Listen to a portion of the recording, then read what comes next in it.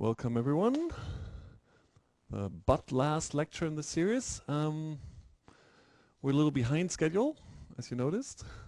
So in the first half of today's lecture, we'll fill in a little more missing theory for the generalized chart parsing paradigm.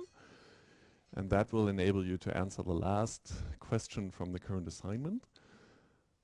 And you have until midnight tonight, so that's plenty of time. We don't have a lot of slack at this point because we need to submit lists over who is qualified for the exam to the administration, and our exam is early this year. It's December 2nd already, and that makes for a somewhat compressed schedule here towards the end. And then we'll briefly look at the probabilistic extension of the generalized chart parsing framework, and that will turn out much simpler than you maybe expect because we have set up everything else so tidily. And then we'll try to squeeze in one additional element. How many of you noticed that we'll try to make time for a quiz today? Not many. Okay, so you actually read the course webpage. I mean, I got up at 6:45 this morning. I posted that note at 7:15 or so. I had expected that more of you had seen that, but nevertheless, I assume you won't object to an opportunity to review the things we learned in the parsing segment and to possibly take home a few more bonus points. That's part of the point. So that's why I'll try to stick to my idea about the schedule today. There's very little review. 2 slides from last week, the key insight, the most important message in my view. What we call local ambiguity, multiple ways of assigning the same category, the same constituent category for a specific substring. Different trees over the same substring, in this case the substring 2 to 7, boys with hats from France. Different trees that have different internal structure but that have the same category at their root, in this case NP. And edge number 9 here in this graph represents 2 different ways of calling this substring an NP, a noun phrase. And the 2 different ways are either combining 1 plus 8, an NP plus a PP, or 6 plus 5. But for parsing this substring as part of a larger sentence, it suffices to record the fact that this substring can be an NP once.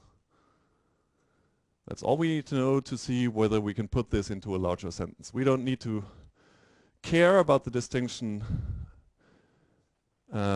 relating to French boys versus French hats inside of that NP. That is, of course, an important distinction, but it's immaterial to putting that NP, say, into the object position of a verb and building a VP. And that process of putting a single representative edge for this NP from 2 to 7 into the chart, that's what we call packing or bounding or factoring local ambiguity. There's a local ambiguity here, and we represent it in this data structure called a forest, but we don't multiply it out. And that's the key to deriving polynomial time parsing algorithms for a problem that in the extreme is exponential complexity. And then we looked at the first algorithm that takes advantage of this key insight, the Koch-Kasame-Younger algorithm, which organizes its categories in a table, a 2-dimensional table, indexed by start and end positions into the string. So here the color coding 1, 2, 5 tells us that's the substring adored snow in Oslo, and that's something we can call a VP. A different substring 0 to 3, Kim adored snow, and that is actually something we could call an S. That's a complete sentence. S, NP, VP, VP, V, NP. But because this S here has the start symbol, but it doesn't span the entire string, it ends at the 3rd token, this will not be considered a full parsing result. It has one of the properties we're looking for, it's rooted in the start symbol, but it doesn't have the other property, it doesn't account for the entire input. And this algorithm combines pairs of cells in a bottom-up exhaustive breadth-first search and uses these cells as sets. That's why we're using union here. adjoining, thus making sure that I will never have the same category more than once in a cell. So even though there are two ways of putting a VP into this cell, namely, we know that there's ambiguity here. Snow in Oslo versus adoring in Oslo. And both come to calling adored snow in Oslo a VP. That's a verb phrase with difference in internal structure. And the two ways we can find in the chart, they would be combining V122 adored with NP225. So that's snow in Oslo. Or it would be VP123 with PP325. That's adoring snow in Oslo. So this VP123 is adored snow. This PP is in Oslo. VP plus PP gives VP. That's one rule in our grammar. V plus NP gives VP. That's another rule in our grammar. I like the nodding. Keep that coming. Both give me VP from 1 to 5, but because I consider each cell a set, I only get one representative for that category. That's the packing, the bounding of local ambiguity that the CKY algorithm obtains. And then we said that's all good, but the CKY algorithm only combines 2 cells at a time. That means it's limited to a subset of context-free grammars, where on the right-hand side I can have exactly 2 non-terminals or exactly 1 word. So the way the algorithm is written, structured, it imposes certain limitations, constraints, restrictions on the form of production rules in our context-free grammars. What remains to be done is preserve all of its desirable properties and overcome these limitations, and we will do so by moving to what we call generalized chart parsing, where we still use this 2-dimensional matrix of edges or items, a table essentially, indexed by string start and end positions, which we'll sometimes call vertices in the graph. So we have these 2 equivalent visualizations, the ballistic, where I started today, and the tabular, which is more convenient for code to manipulate. And each edge represents, as before, the instantiation of a production rule from the grammar over the substring that corresponds to that edge. But now what we're allowing is edges that represent partial rule instantiation, where I have found some of the right-hand side, but not all of it yet. And these we will call active edges. So we introduce in our edge representation this dot symbol that indicates the degree of completion. So this means I am instantiating the rule that has alpha goes to beta 1 to beta I minus 1, beta I, beta n. That's a specific production rule. Well, this is a templatic notation that matches a specific production rule. And when the dot stands here, that means I have up to now successfully parsed beta 1 to beta I minus 1. Those categories I have proven, I have found in my chart. But I still need to find these to actually say I have fully instantiated this rule and actually put alpha as a complete category into my chart. So these we will call active edges or incomplete items. They have a partial right-hand side, so each edge is in one of the chart cells, hence it has a start and an end index. So these are the cell indices. And then it instantiates a rule, and the dot will tell us whether it's an active edge, there's something following the dot, or a passive edge. And at this point, for many years, I have suggested the metaphor of dating, of pairing up, and that's what we do in parsing. So we have active players and passive players. A passive edge, we have found the entire right-hand side. That's what we had from before.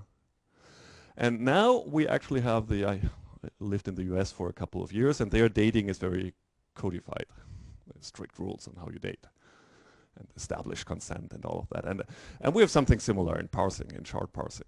So the fundamental rule as Martin Kay, the pioneer of chart parsing, called it, is that this looks very abstract. It's a formal notation for something that makes a lot of intuitive sense, is that there is a derivation process filling in that table, deriving new chart edges, and each step in that process combines one active edge and one passive edge. That's where I think the dating metaphor has some merit. There are certain compatibility requirements. The active edge goes from I to j, and the passive edge starts at j. So that means they are adjacent. The active edge ends in the string where the passive edge starts. So in the dating metaphor, you might say they're in a bar together and they're next to each other at the bar. So they get to talk to each other. They actually meet. Furthermore, the active edge is looking next for beta I, some category, and that is actually the same category that the passive edge provides, has already. So that's the left-hand side category of the passive edge is beta I, and that's exactly the next missing thing that the active edge is looking for in instantiating its right-hand side. And when these conditions are met, and this is where I think the dating metaphor sort of reduces in merit, then the two team up and jointly derive a new edge that now actually spans I to k. So the combined substring I to j plus j to k, no gap, a larger substring, and where the dot in the right-hand side of the active edge is advanced one position. We have now successfully found beta I. And of course, at this point, beta I plus 1 to n can be empty. I can actually be n. So at some point, as I advance the dot in active edges, they become passive. They have found everything they were looking for in terms of the right-hand side of the specific grammar rule that they instantiate. That's very abstract, but this is the formal fundamental rule of chart parsing that we will see actually allows us to go through this process in arbitrary order. So we had criticized the CKY algorithm for two things. It's restrictions on the form of grammar rules, and its rigid control strategy. And making this generalization, it will now turn out that we're free to derive edges and put them into the chart in arbitrary order. So we can, for example, do a best first search, for example, informed by probabilities. We no longer need to do an exhaustive search. So let's make that a little more precise. Here is a chart with passive and active edges. It's a sentence we know and love and adore. And we're looking at the cell corresponding to the substring adore snow in Oslo. And we see, so here we're now, I'm actually showing the ambiguity that we know is local to that substring. And we can ask, how did I end up putting these two passive edges in here? So these two passive edges mean there are two ways of calling this substring a VP. There are two ways of instantiating rules from the grammar that both have VP at the left-hand side. But they differ in their right-hand side. One is combining a VP with a PP, and the other one is combining a verb with an NP. So now we need to find the same pairs of cells that are adjacent in terms of the strings that they cover. And the V is 1 to 2 adores. And the NP is 2 to 5 snow in Oslo. But we no longer instantiate all elements of the right-hand side in one move. We instantiate one at a time. We have these active edges that record intermediate states of computation, partial rule instantiation. So for this rule, NP goes to NP-PP, 2 to 3, 2 to 5. 2 to 5, yes, snow in Oslo. We should expect to have somewhere in the chart a partial instantiation of this rule. Does anyone see that? Where's the active edge? Or from which this passive edge was derived. So what's the preceding step if we assume a bottom-up perspective? Any ideas?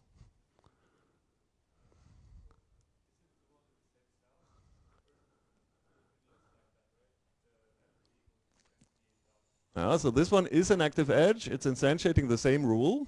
NP goes to NP-PP. It's active. But is it at the right position?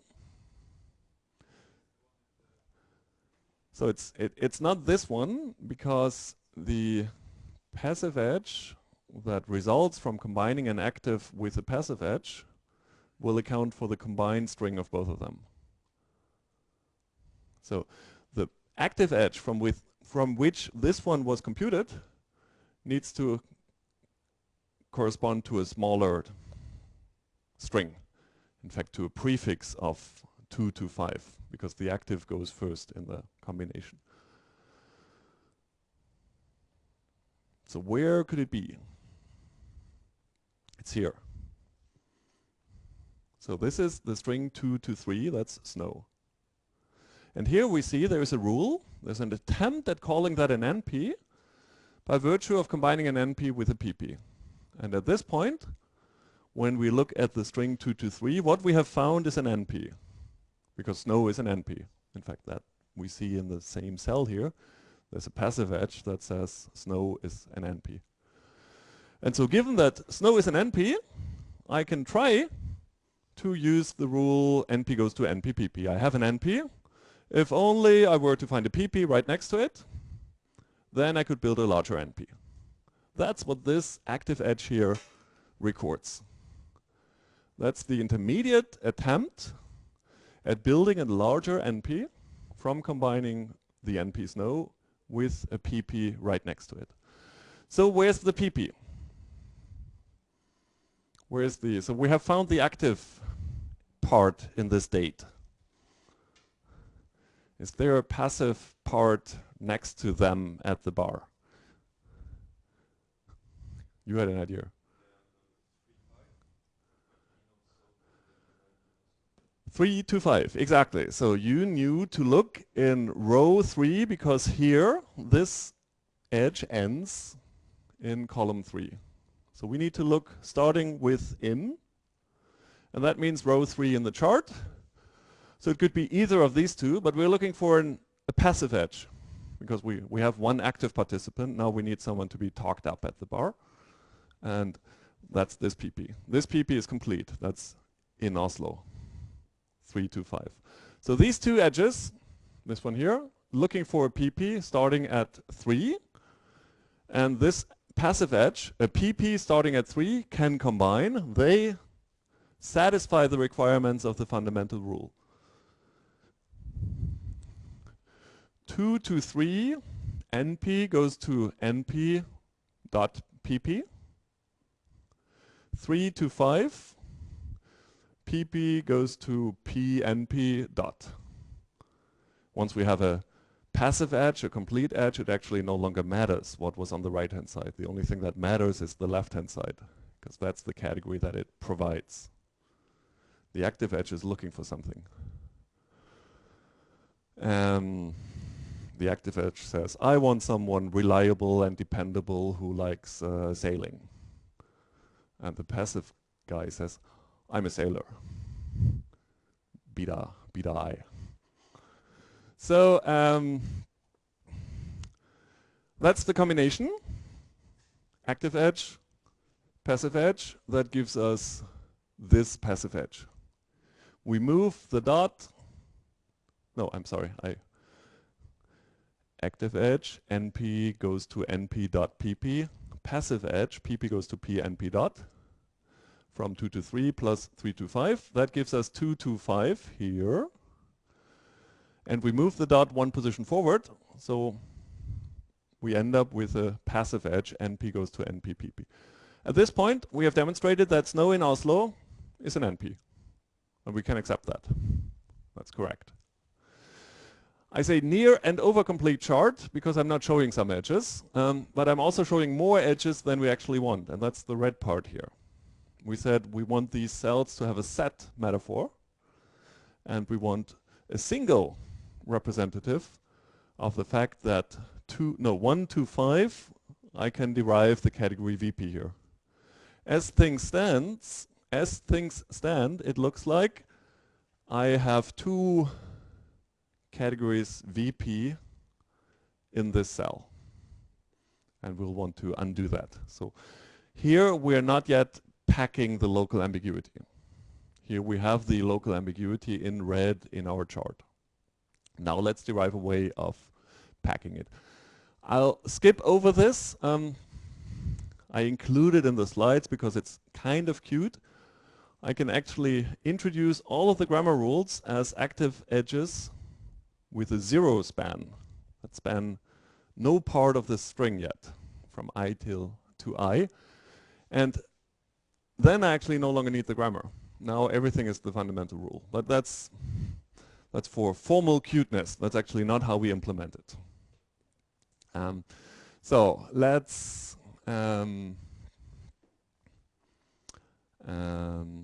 go back to our main thread.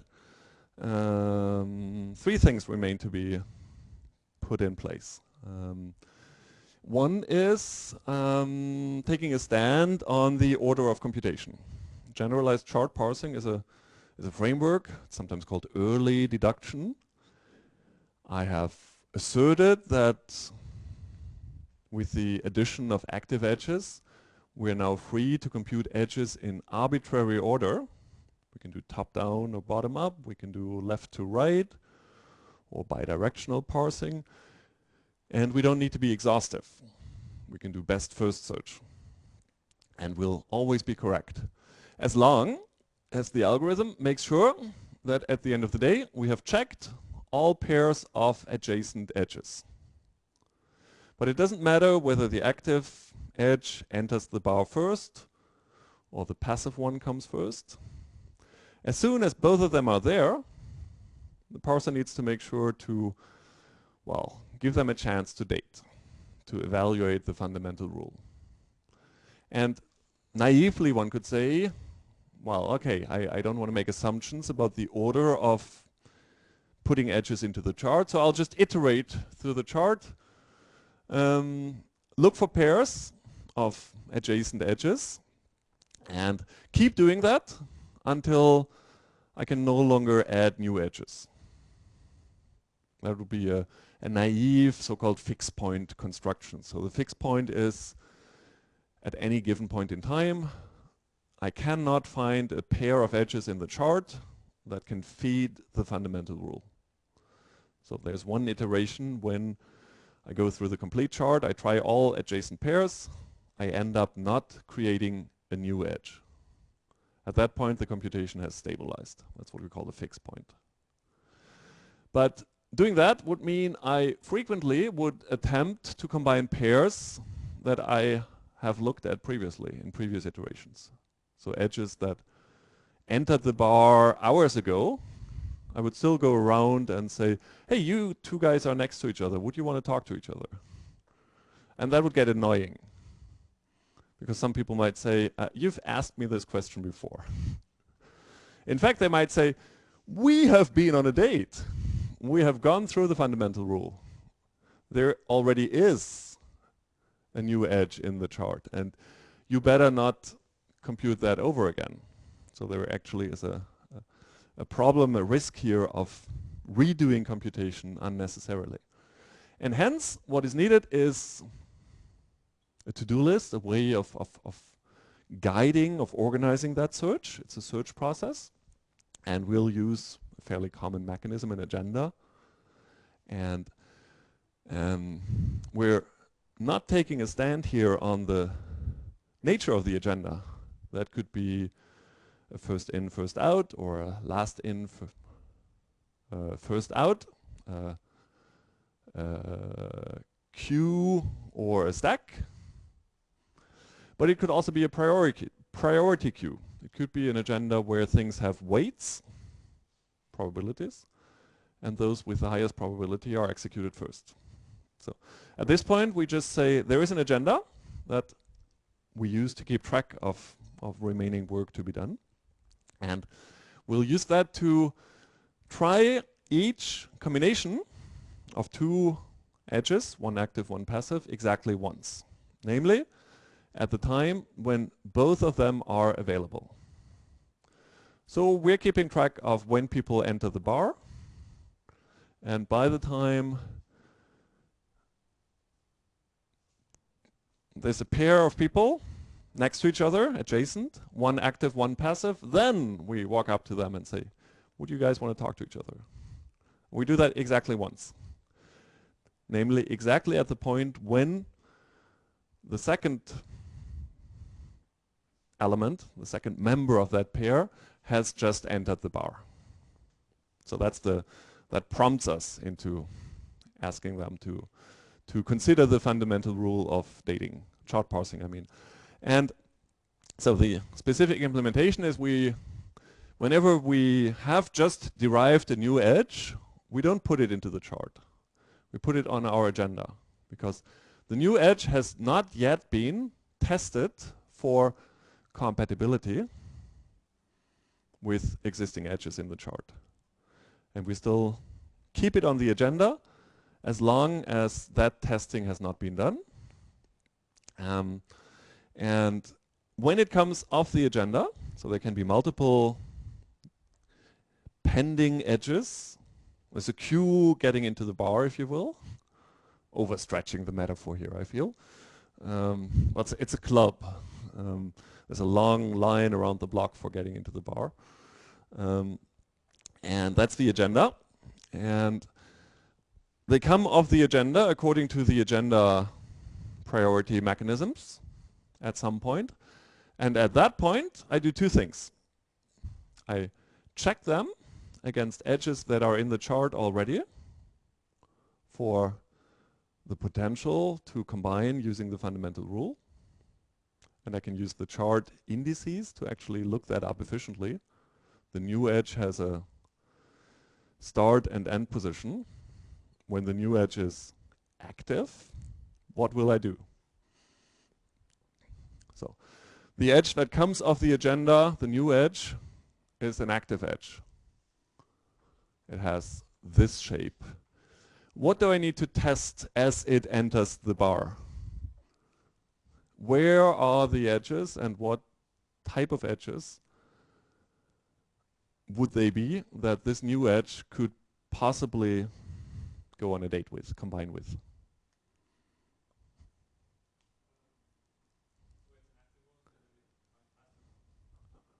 I look for passive edges, so the new guy is an active type of edge. So I only need to look at passive edges. And where do I look for those? Yes, more specifically? Exactly. So in the chart, I will be looking for an active edge from I to j. I will turn to the chart and say, give me all passive edges whose start position is j. That's a small subset of the edges in the chart. Here I take advantage of the indexing that the chart gives me. Because that's the adjacency condition. Only passive edges that start at j can combine with my active edge that ends at j, because I must not create gaps in the string coverage. I cannot combine an edge that spans a piece of string here with one that spans a piece of string here. The edges project onto a contiguous substring. So that's an efficient lookup in the chart. Here I'm taking advantage of how the chart is organized. It distinguishes active and passive edges, and it allows me to retrieve edges by start or end position. Let's say the new edge that just came off the agenda is a passive edge. I do the inverse. I look for active edges that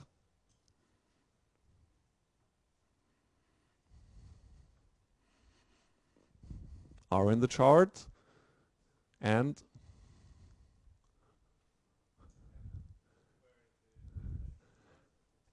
where the new edge starts. Exactly. So that is have an end index of j, assuming the new edge is j2k, that passive edge. Yes, so the fundamental rule gives me very clear constraints on what I need to do here.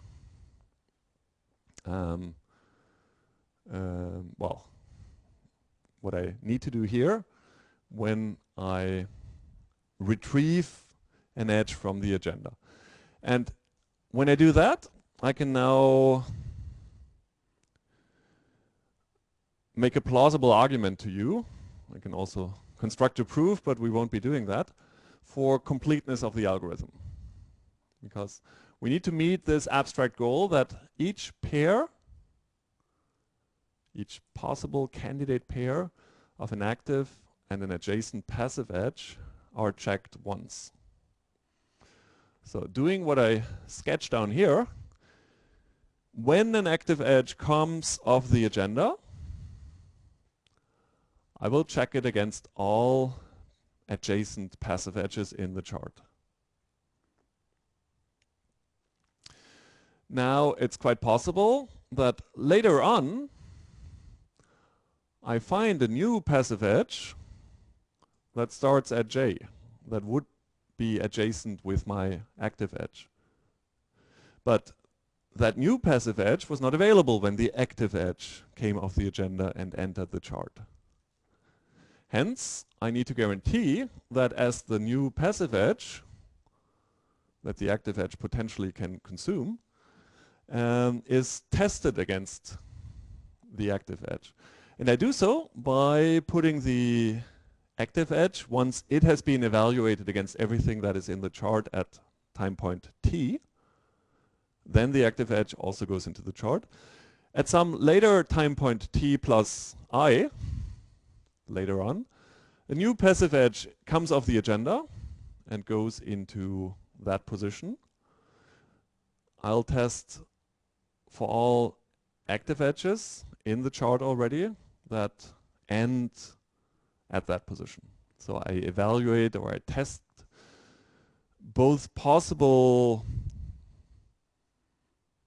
applications of the fundamental rule, if you will. I do so for active edges when they come the agenda, looking for right adjacent passive edges. And likewise, I do so for a passive edge when it comes off the agenda. It will look in the chart for a left adjacent active edge. So even the passive edge is a little active, you might say. It's not really. I mean, active passive is whether the right-hand side is complete or not. But the algorithm makes sure that even the introvert passive edges are paired up with everyone in the bar who is in the right position. And that means, that's the argument, that's the core of the proof I could construct for completeness, that I end up testing all possible pairs of active and passive edges at the end of the day, no matter the order of computation. And that's no small accomplishment. And we'll take advantage of that. Okay, so that's the general algorithm. Martin Kay is the one who pioneered this framework. The early algorithm, the Tomita algorithm, are two algorithms that are discussed in some detail in Jurafsky and Martin. They're both instances of this framework. Generalized chart parsing, sometimes called early or generalized early deduction, is this generic framework where I can compute in any, there are no constraints on the order of computation. In fact, I can use the exact same framework for the inverse of parsing, for generation, where I don't have a string, but I have an input representation in logical form first. And what remains to be done is a few technicalities that will allow you to understand our implementation better, if you dare, or if you will, that would be good.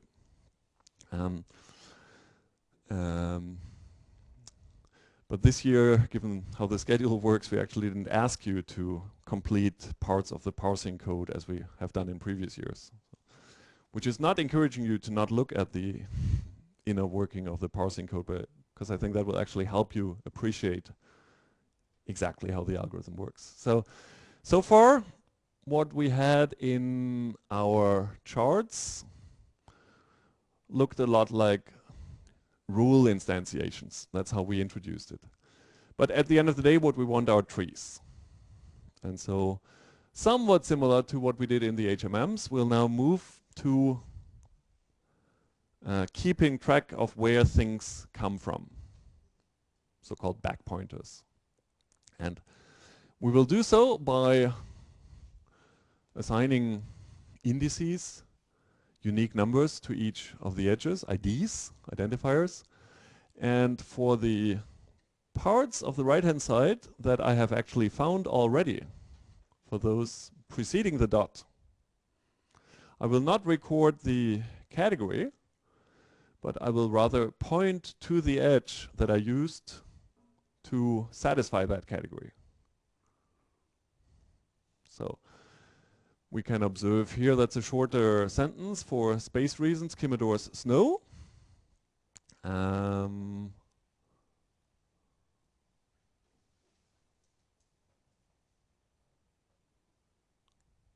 Oh, here I'm doing the, I should have undone that. So please ignore the lower diagonal.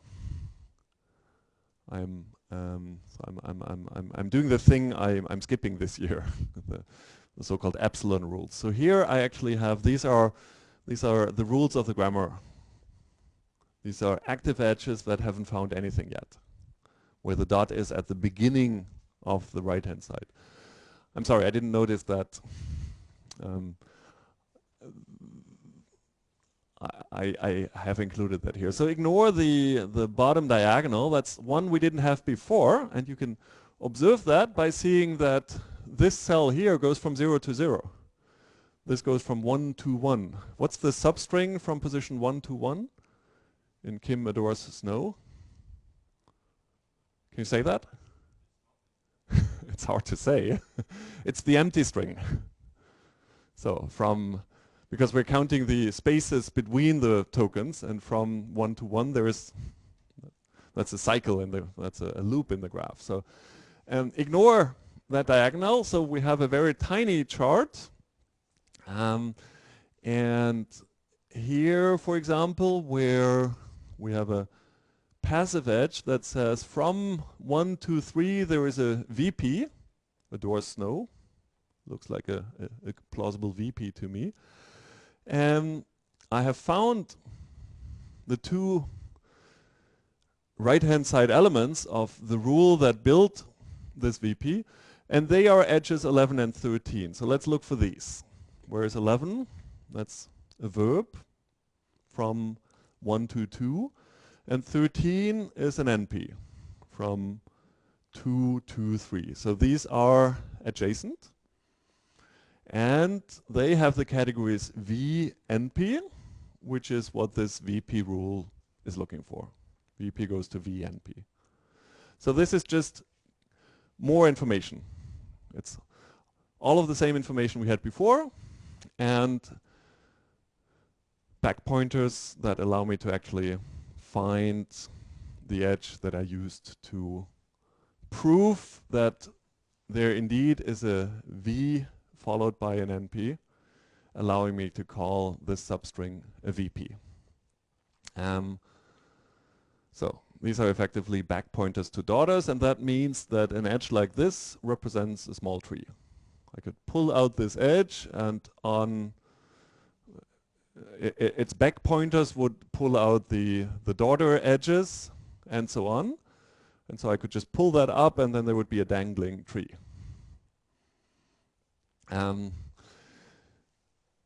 To accomplish local ambiguity packing, we don't want duplicate edges for the same category at the same substring.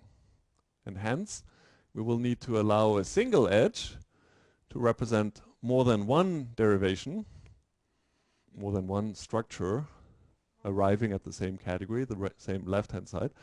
And hence, an edge will conceptually have a set of backpointer sequences. So here we see this edge has a backpointer sequence. These are ordered. The verb followed by the NP. And potentially an edge will be allowed to have more than one such backpointer sequence. So the backpointers record the daughters, and the set metaphor now applies at the level of edges in one cell that have the same left-hand side.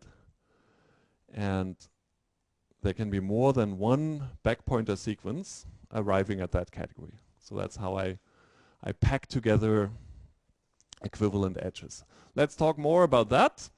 So the general idea we have motivated, that's where we started. Let me see. Yeah, okay, that's a good stopping point after this slide. So the general idea is for each category alpha from I to j, a specific substring, one cell in the chart, I want exactly one edge in that cell. And we'll call that the representative. That's the edge that represents all possible ways of deriving category alpha for the substring I to j. Alternate sequences of daughters, that is these sets of backpointer sequences, I will store in the representative edge. There's a single edge in the chart that others will see when they ask, is there an NP here? And that means that we're establishing equivalence classes of edges according to identity of alpha, the category, the left-hand side, and I and j, the start and end vertices. So whenever the algorithm arrives or derives two edges that have the same, that cover the same string, have the same start and end vertex, and derive the same category alpha, though instantiating different rules, they have the same left-hand side. They both say, actually, I found a VP from I to j, from 2 to 5. And to obtain this goal, I will, before adding a new edge E into the chart, I will ask, is there an edge already for substring I to j that has category A, alpha? And if so, then I have found what we call, what have I just detected? So I'm sitting with a new edge that says VP from 2 to 5. That's E. I look into the chart and I find an edge that says VP from 2 to 5. What did we call that situation? Ambiguity, and specifically local ambiguity. But yes, it's ambiguity in that cell. There are two different structures of calling that substring a VP. And we only want one edge in the chart, so we'll call the existing equivalent edge. It's equivalent because it has the same alpha I and j. And again, we take advantage of the chart indexing. We only need to look into that one cell. And we'll call that H the host. And when such a host edge exists, that means I already knew that this can be a VP. I've just found another way of calling it a VP. So there is some ambiguity, and that's going to be interesting eventually. But for now, we don't want to record the fact that there are two ways of deriving VP here as two edges in the chart, but rather we will pack away the new edge E into H. So we will record the equivalence. We will add conceptually another sequence of backpointers to the backpointer set of H. And we're not adding E to the chart. It will not be visible. It cannot go on dates, because H is representing it. So it's really sort of forbidden from creating new combinatorics. And that's exactly the effect that we wanted to accomplish. Everything that we could hope to derive given E, we will be able to derive given H, because H is in the same cell and it's passive, it has the same category. So all possible applications of the fundamental rule with other edges that E could satisfy will already be satisfied by H. And hence E doesn't go into the chart, it goes into H, it's packed away, which means there will be no further processing of E. That's the point where I cut the exponential growth, where I avoid the cross multiplication of local ambiguity, where I take advantage of what I call the key inside. And this is what makes the algorithm compute a forest, or a packed forest, sometimes called a hypergraph, or an AND/OR graph, because the equivalence classes, multiple sets of backpointers for equivalent edges, that's a disjunction. That's an OR. And combining one sequence of daughters and grouping them into a new edge, calling them a new, lumping them together as a new constituent, that's an AND, that's a conjunction of things. So in graph theory, what we're computing here, this packed forest, is an AND/OR graph. And that is the thing that we can still compute in polynomial time, that forest. We've preserved that nice property of the CKY algorithm. But at the end of the day, actually what we are computing is a forest, not a set of trees. In parsing, these are not the same things. And what is still missing here is the process called unpacking, that is extracting from the forest one or more actual trees. And that's what we will put into place after the break. All right, so let's take a 15-minute break.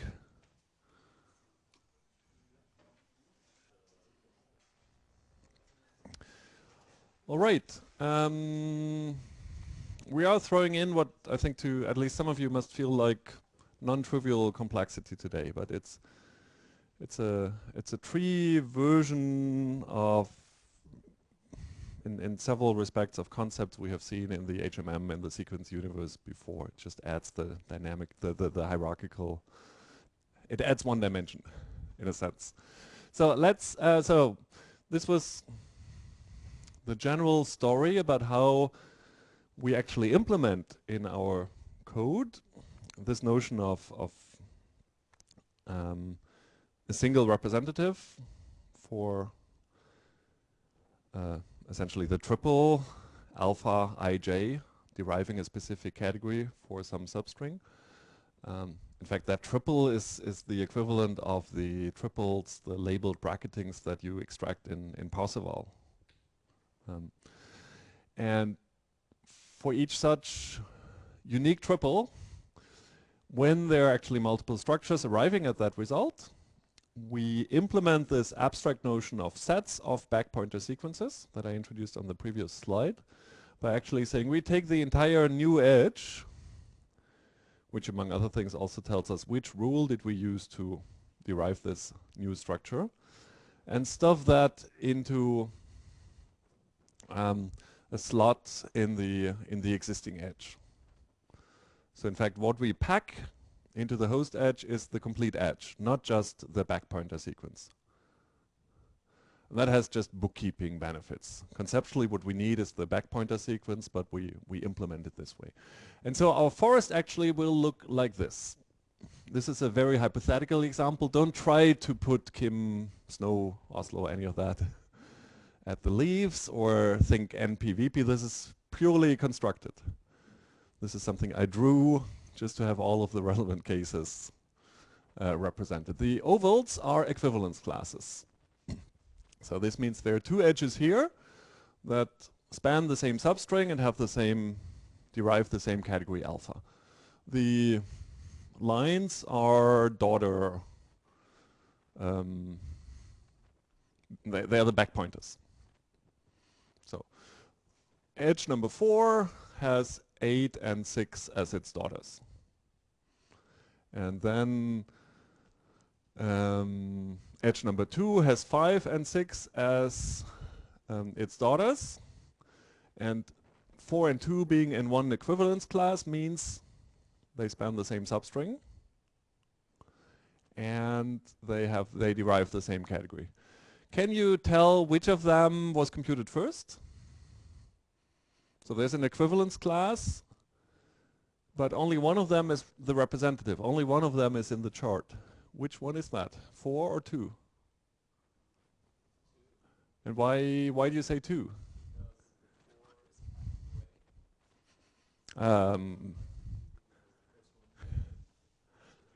How do you know that? So you say 4 is packed away and 2 was the first one that was built, and what in the graph actually tells us that you're right about this? Exactly. It's the property that 2 actually is the daughter of some larger edge, which means it is in the chart, it has undergone the fundamental rule. It is representing this equivalence class. It's what we used to build a larger structure, given this category for this substring. Whereas 4 is equivalent, but we very carefully didn't want to do any computation on 4, because everything I can derive for this equivalence class, I can derive once and for all from the representative. Doing the same thing, the same computation using 4 would just give a duplicate, would effectively cross-multiply local ambiguity. So very good. The edges in bold here are the ones in the chart, and once I draw it that way, I now make the back pointers conceptual and have them go to the equivalence class. So, oops, this is how it's implemented. This is the host edge H, this is the new edge E. We detect their equivalent, I just stuff 4 away in 2. It's not in the chart proper. It's not visible to other edges when they evaluate the fundamental rule. It's sort of behind one of the edges that is in the chart. So the edges that are in the chart are the ones in bold here, and conceptually the equivalence class, all members of the equivalence class can go into this daughter position for edge number 1. I computed it using the representative 2, but I can substitute 4 for 2 when I actually ask how many trees are there in this forest. That's the question we'll ask next. So this is the conceptual visualization, sets of back pointer sequences, and this is the implementation. One edge packed into, or one or more equivalent edges packed into one representative. And that representative doing all of the work for whatever dating remains to be done. So these are twins, identical twins.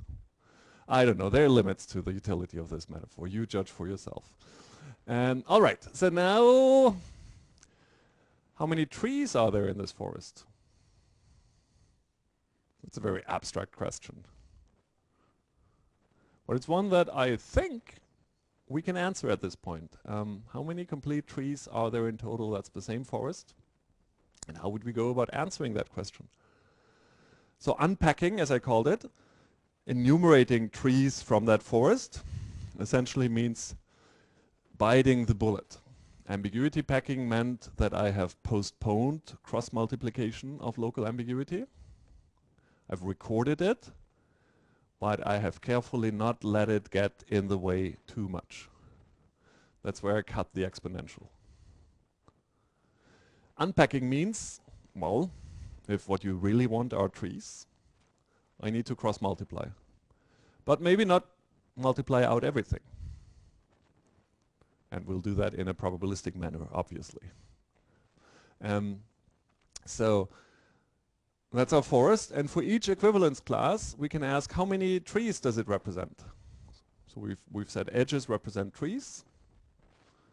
How many trees does this equivalence class represent?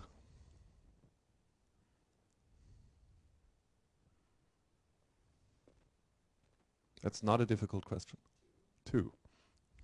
These are 2 words, and they happen to have the same category.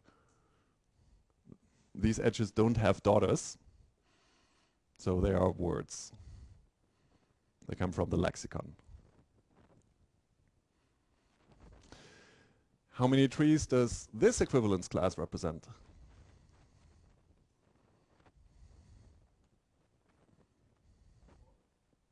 And what are they? 4 was suggested. So, I mean, trees we should be able to draw on the board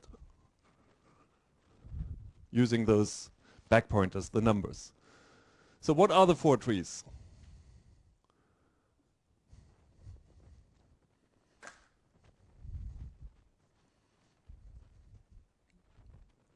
If only there was a working pen. And do people agree that the answer is 4? Everyone agrees? Maybe 3? 3 or 4? So what are they? Let's just see how many trees we can write down. So edge number 6 dominates edge number 10. So that's a constituent that has the word 10 as its daughter. And 11 and 10 are interchangeable. So there's also a small piece of tree where 6 has 11 as its daughter. That gives us 2. Where are the other 2?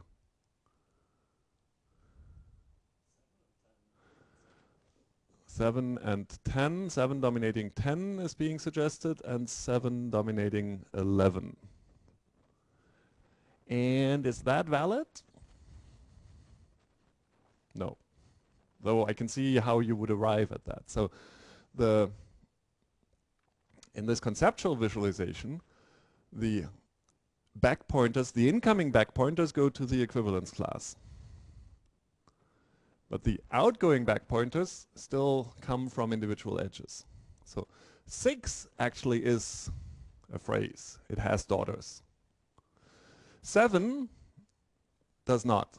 So it's a lexical thing. And yet they are equivalent. So 6 is maybe it's not a very good example. It's a very hypothetical forest. So let's say today in the lexicon was categorized as an adverb, but it actually can also function as a noun, because I can say today is my favorite day. And the subject of is needs to be a noun. That cannot be an adverb. So there could be a rule in our grammar that says I can derive an NP from an adverb. Ideally, this rule should be constrained to the subset of adverbs like today and tomorrow that actually have this property. In fact, linguists would probably do that the other way around, but never mind that. So let's say 10 is something like today. It starts out as an adverb, but can actually become an NP. And let's say 7, that's very hypothetical, it's hard to, so let's say there's another lexical entry for that same word that calls it an NP directly. That would give me this equivalence class. One constituent with a daughter of type NP, and for the same substring, a lexical entry of type NP. Okay, and hence 7 does not have daughters, and hence the tree represented by 7 is just the one node, 7. And hence, how many trees does 7 represent? Itself, 1. So that's the set of trees, tree fragments, represented by that equivalence class. Now here I have written down how things multiply out using multiplying out the local combinatorics where the daughter back pointer points to an equivalence class with more than one element. So 1 actually represents trees with either 2 and 3 or 4 and 3 as the immediate daughters. 2 represents trees with either 5 and 6 or 5 and 7 as immediate daughters. So here I do multiplication, cross multiplication, but locally for subtrees of depth 1. That's what I have written down here. And now I can sort of work upwards and say, okay, 6, so 10 represents 2 trees. 6 represents either 10 or 11. 10 is 2 already, so 6 corresponds to 3 trees. That's what we did over there. So we could now say 3 trees represented by 6. 5 represents 1 tree, 8, 1, 9, 1. 4 represents 8 plus 6. That's representative of how many trees? 6 represents 3 tree there are 3 tree fragments rooted in 6. So combining 8 with the tree fragments represented by 6 will give me 3. So that's 3, 4, 7, 8. So 4 represents 8 trees. 2 represents 3, 4. 3 because this involves 6, which we know has 3. So what was it? 7, 4. So this means 4 trees or 7 trees, so a total of 11 trees. And you could sit down and sort of write them down. The complete trees that have 1 at the top and that dominate either 4 plus 3 or 2 plus 3, where 2 dominates either, and so on, 5 plus 6 or 5 plus 7. So you could write down, you could extract from this forest a total of 11 trees. Okay, that's where the complexity is lurking. What we have just sketched is what would be called exhaustive unpacking. That would be the process of, we could do that bottom up, or in a what is it? A post-order traversal of this packed tree, and sort of explode each equivalence class into a set of trees.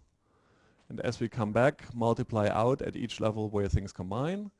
And when we come back all the way to the root, to node number 1, we would have a set of 11 complete trees. So doing that, exhaustive unpacking, would mean we compute a potentially exhaustive exponential number of results. So forest construction is polynomial. Unpacking, in the worst case, is exponential again. That's where we've done the squaring of the circle, in a sense. We have a chart parsing framework that gives us a polynomial procedure to compute the forest.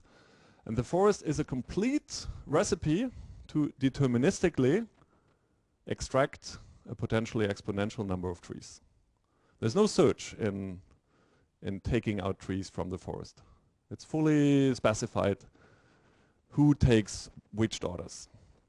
But of course, what is still missing? So let's briefly sum up.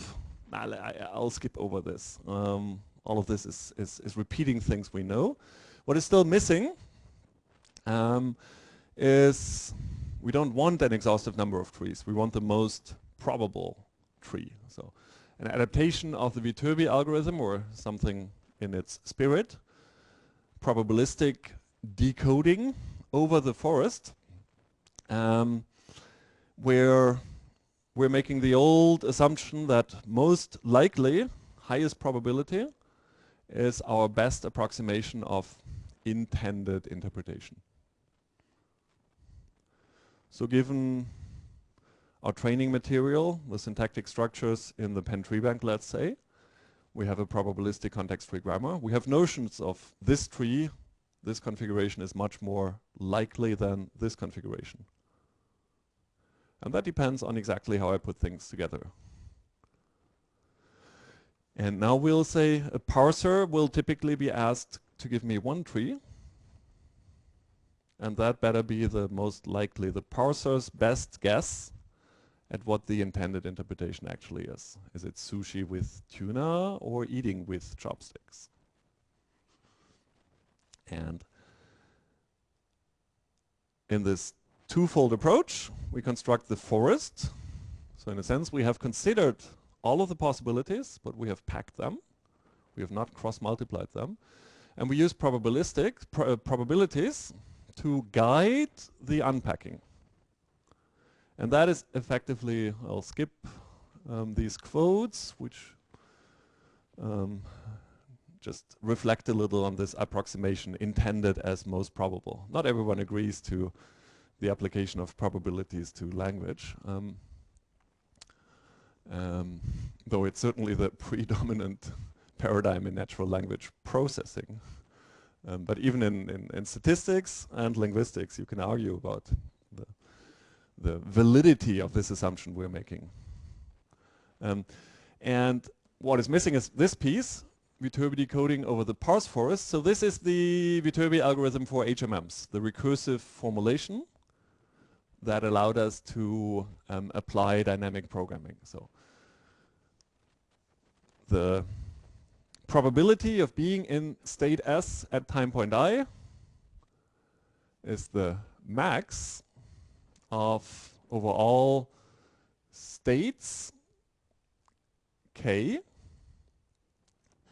at the preceding time point I minus 1. So these are the entries in the Viterbi trellis at the preceding time point, all possible states. From there we go from k to s, transition probability, and factor in the probability of being in S given the current observation, and we maximize that. That was Viterbi for HMMs. Over our complete forest, we can do the exact same thing. Only the structure is slightly different. We don't have this fully connected trellis where from each state at the preceding time point, we can go to all following states. Remember that pretty diagram. Here, the possible connections are governed, they're recorded in the forest, in the back pointers. And the probabilities are not a combination of transition and emission probabilities. They are probabilities of each of the grammar rules. And we did say initially, when we introduced probabilistic context-free grammars, that these are conditional probabilities. So the probability of alpha goes to beta 1 to beta n is really a conditional probability of deriving the sequence beta 1 to beta n given alpha. We start from the top. The top of a valid tree has to be rooted in the start symbol. That's the first conditioning context. And given S, we now look at what's the probability of deriving the daughter sequence NP-VP, or a different daughter sequence. And then for each, so recursively, that gives us a new conditioning context. When we're inside of the NP daughter, we need to look for rules that derive a new sequence of categories given NP. So in that sense, they are all conditional probabilities, and the probability of the tree as a whole is an application of the chain rule, just as the probability of a state sequence given an observation as a whole in the HMM. So what we're saying here is we formulate the probability of using an edge E from the forest. No, not using. We formulate the probability of the intended, the most likely tree represented by edge E in the forest as the max of, I've reverted things here, no, in a sense, of the max of the product for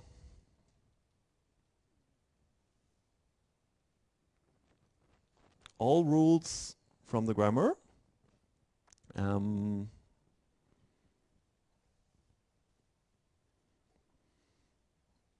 that derive, so alpha here is the category of E. It should be noted somewhere, but that's missing. All rules from the grammar that actually derive, that are conditioned on alpha, that derive a sequence beta 1 to beta n, and these are actually in this edge back pointers. And so these back pointers take me to other edges, which have a Viterbi probability. That is the maximum probability of the tree, the most likely tree represented by these daughter edges.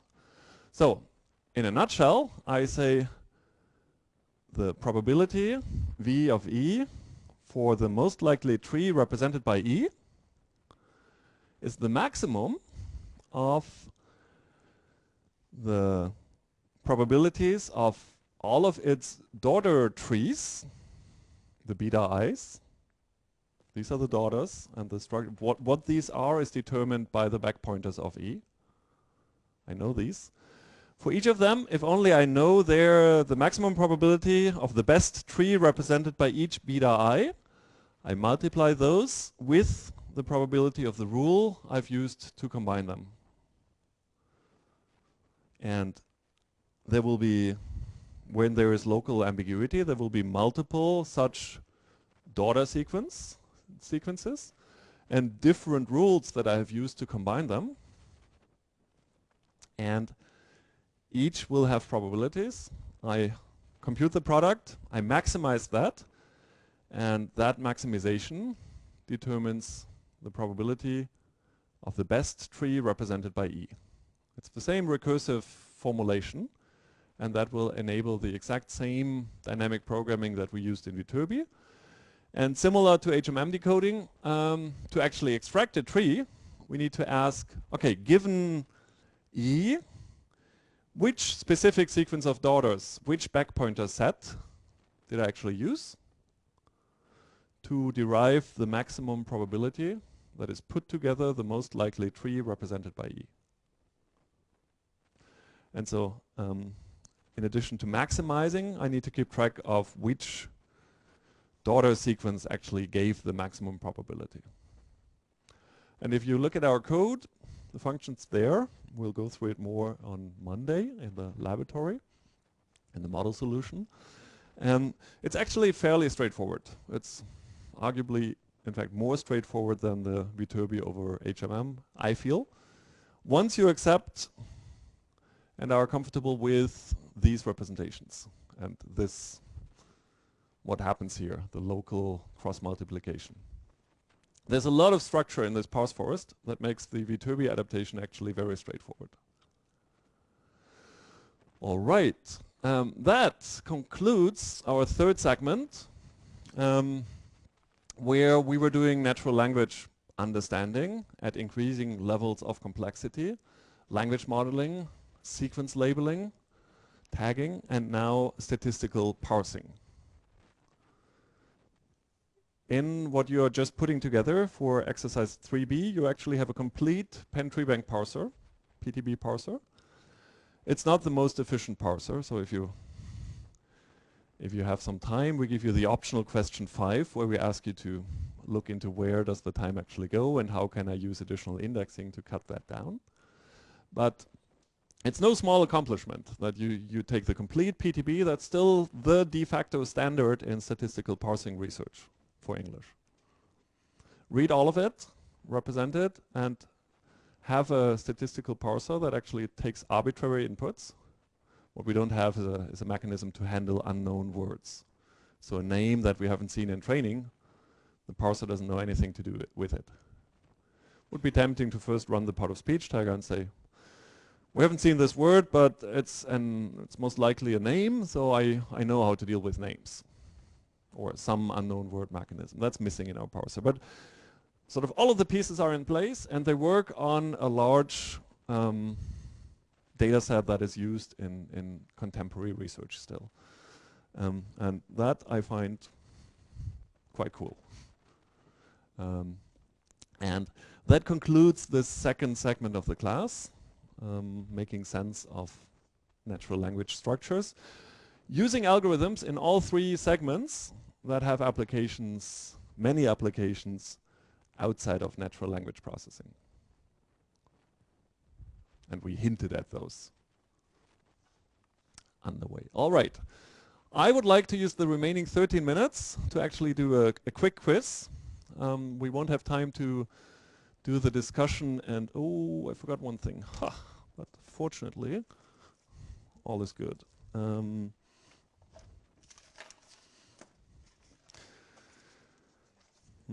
So everyone will need, you've done this before, everyone needs a Post-it.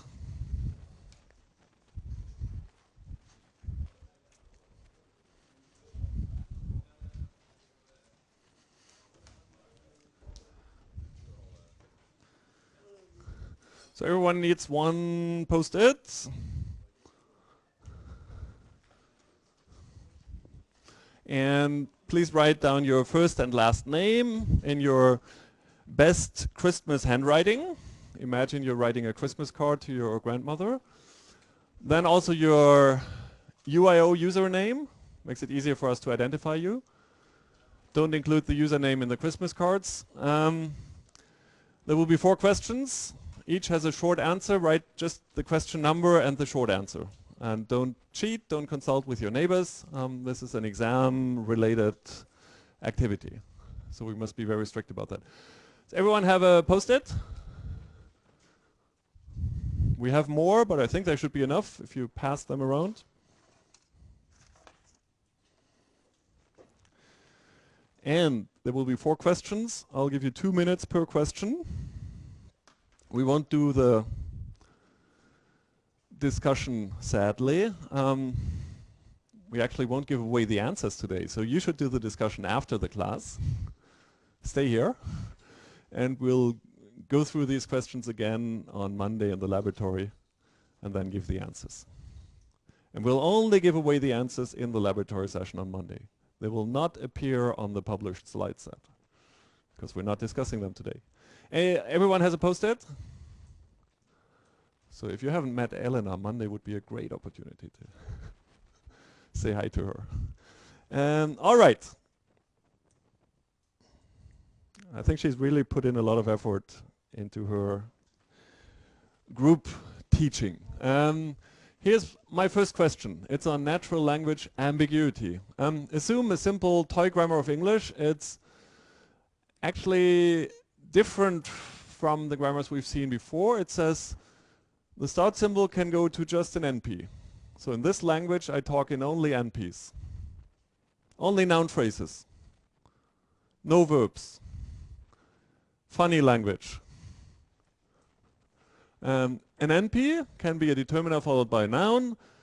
A noun can be 2 nouns following each other, so there's some recursion here. And we have 1 determiner, the, and 4 nouns, kitchen, gold, towel, and rack. So this is a very substantive language. Not many things we can express, but we're asking for these 2 utterances, quote sentences, the kitchen towel rack and the kitchen gold towel rack. Are they generated by this grammar? Are they parts of the language? And if so, how many different syntactic analyses do they receive? So we want you to write down 2 numbers from 0 to 42. Please go.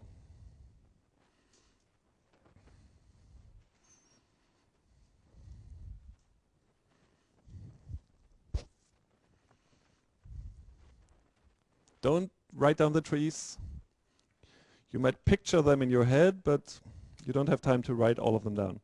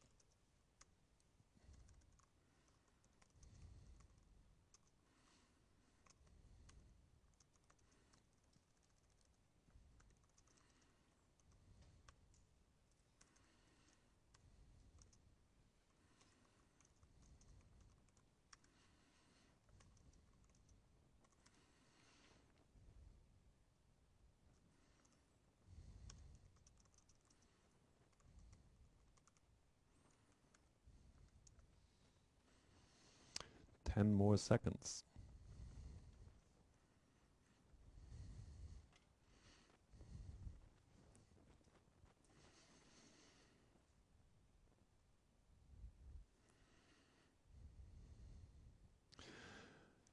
Ready to move on?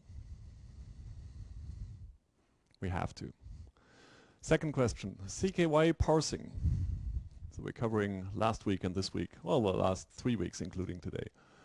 So a tiny grammar, actually much more familiar, similar to grammars we have used, and the CKY parse table.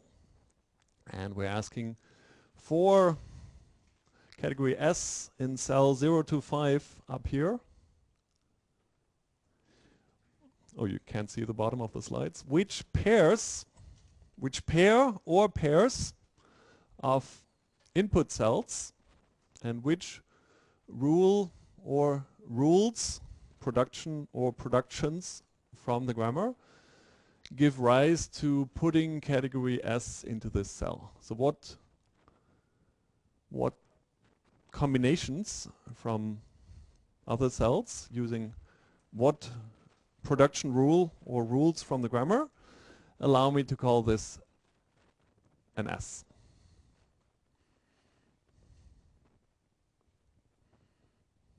Go.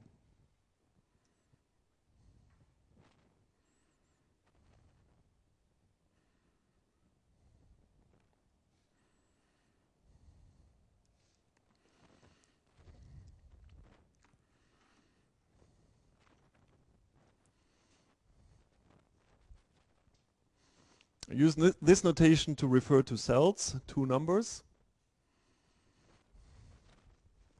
So I comma j plus j comma k colon a rule, a production rule from the grammar. And if there's more than one, as many as you think there are.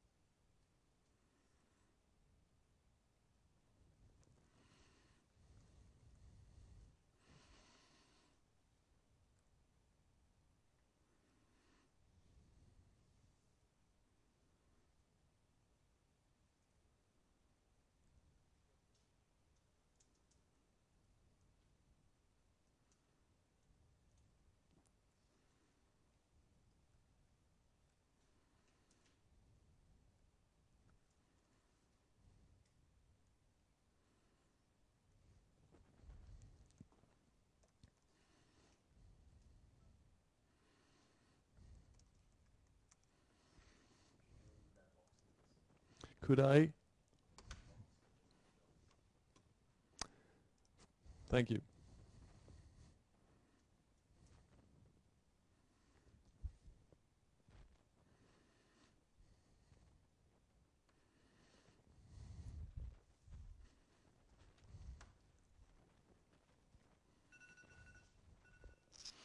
Clock's ticking.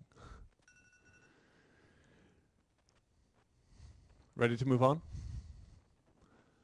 So these are questions we expect you to be able to answer at this point. You're not getting much time here. So, I mean, some of these require a little bit of reasoning, of course. But often we have actually discussed these very questions in previous lectures. There we go.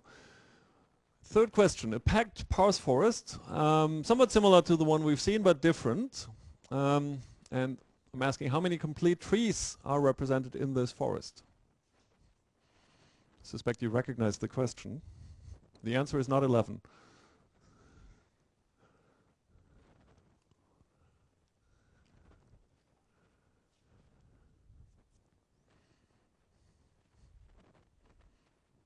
It's less than that.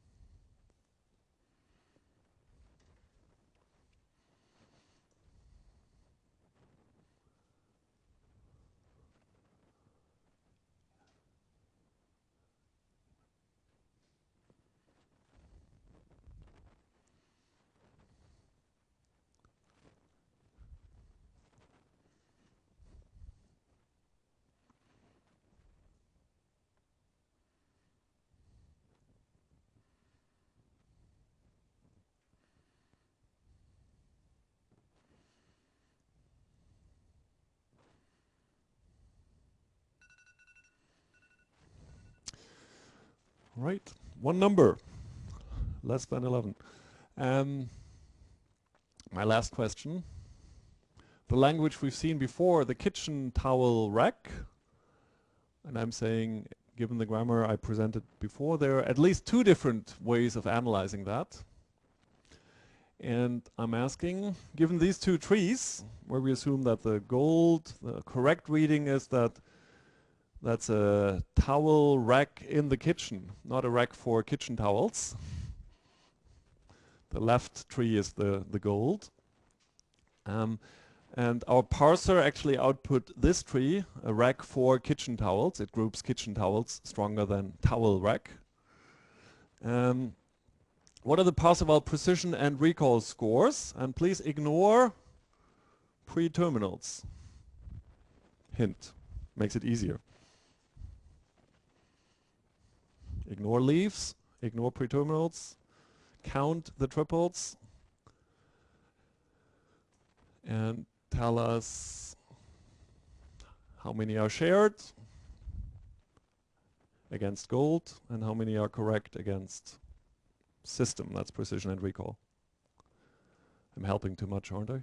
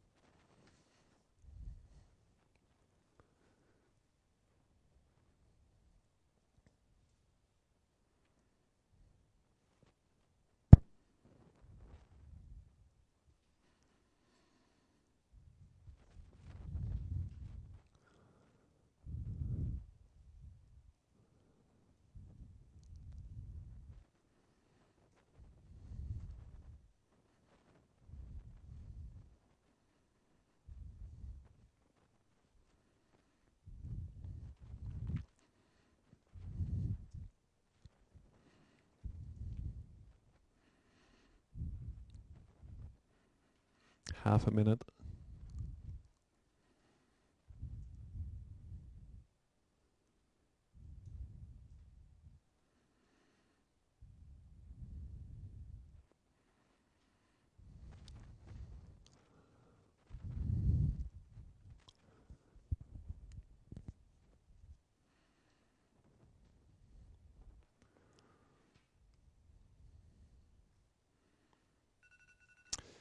Okay, that completes our quiz. I have one more slide.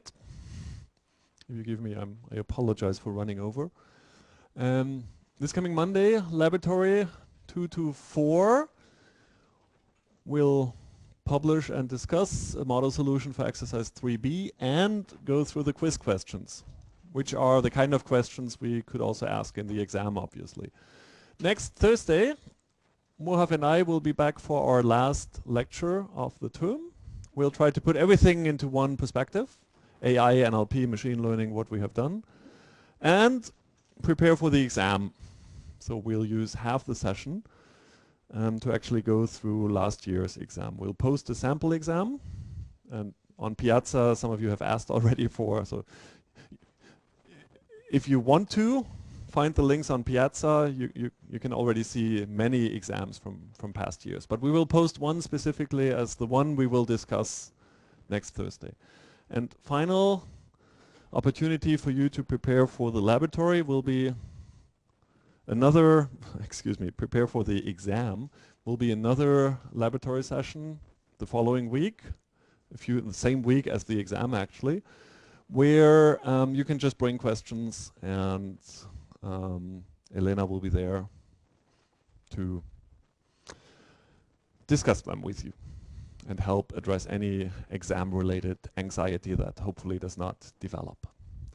All right, good luck submitting your solutions for 3B. We would like to collect your answers now and see you again next week.